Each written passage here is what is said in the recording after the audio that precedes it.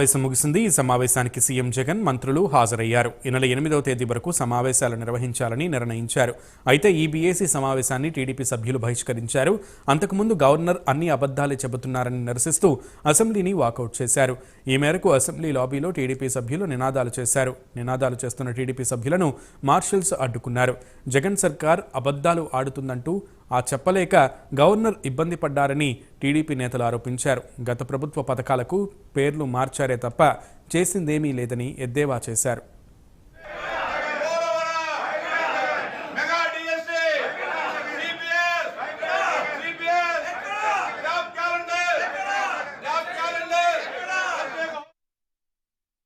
వాళ్ళు చదువులు అర్ధాంతరంగా ఆగిపోతున్నటువంటి పరిస్థితిని కూడా ఈవేళ మరి మాయ చేస్తున్నటువంటి పరిస్థితి. విదేశీ విద్యను అమలు చేస్తూ ఉన్నాము, మరి 100 కోట్లు ఖర్చు పెడుతున్నామని అది ఒక అబద్ధాలు. ఎందుకంటే మీరు చూస్తారు ఈ 5 సంవత్సరాల్లో మరి ఏదైతే ఎస్సీ మరి ఎవరికి సంబంధించినటువంటి ఎవరైతే ఉన్నారో మరి వాళ్ళ విదేశీ విద్యను నిర్వీర్యం చేయడమే కాకుండా అంబేద్కర్ విదేశీ విద్య అని పేరుంటే అంబేద్కర్ గారి పేరు తొలగించి మరి ఇవాళ జగన్ తన పేరు పెట్టుకోవడమే కాకుండా మరి ఇది ఇంకా బీసీలకు కానీ మైనార్టీలకు కానీ కాపులు కానీ ఎవరైతే ఉన్నారో విదేశీ విద్యల్ని వాళ్ళకి నిర్వీర్యం చేసి ఈ ఎస్సీ బీసీ మైనార్టీ కాపు బిడ్డల్ని విదేశాలకు వెళ్లి చదువుకోకుండా మరి నిర్వీర్యం చేసినటువంటి విషయాన్ని కూడా ఈవేళ అసెంబ్లీలో దాచిపెట్టడం కూడా చాలా చాలా దురదృష్టకరమైనటువంటి విషయం. అందులో పర్టికులర్ గా ఈవేళ ఆంధ్రప్రదేశ్ రాష్ట్రంలో ఎస్సీ కార్పొరేషన్ లేదు, బీసీ కార్పొరేషన్ లేదు. వాళ్ళ ద్వారా ₹1 కూడా ఏ యొక్క ఎస్సీ బీసీకి లబ్ధి చేకూరినటువంటి పరిస్థితి.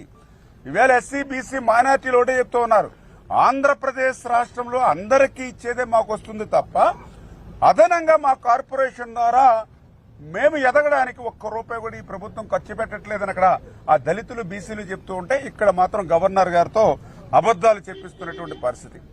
అందులో కూడా పర్టికులర్ గా ఏదైతే రైతు ఎంత దురదృష్టం అంటే రైతు భరోసా 13,500 ఇస్తున్నానని మరి గవర్నర్ గారి ప్రసంగంలో చెప్పాడు. మరి కేంద్రం ఇచ్చేదాన్ని కూడా ఇతని అకౌంట్ లో కలుపుకుని అందులో కూడా మళ్ళీ మోసం దగ 64 లక్షల మందికి రైతు భరోసా ఇస్తారని ఈరోజు 45 లక్షల మందికే ఈవేళ ఇచ్చేటువంటి పరిస్థితి. కానీ ఇంకా దురదృష్టం ఏంటంటే ఆయన రైతు గురించి ఈ యొక్క ప్రసంగంలో 2 పేజీలు రాశాడు, కానీ కౌలు రైతు గురించి కనీసం ఒక్క మాట కూడా ఇక్కడ లేకపోవడం. ఎందుకంటే ఈవేళ 170 మంది కౌలు రైతులు ఉన్నారు.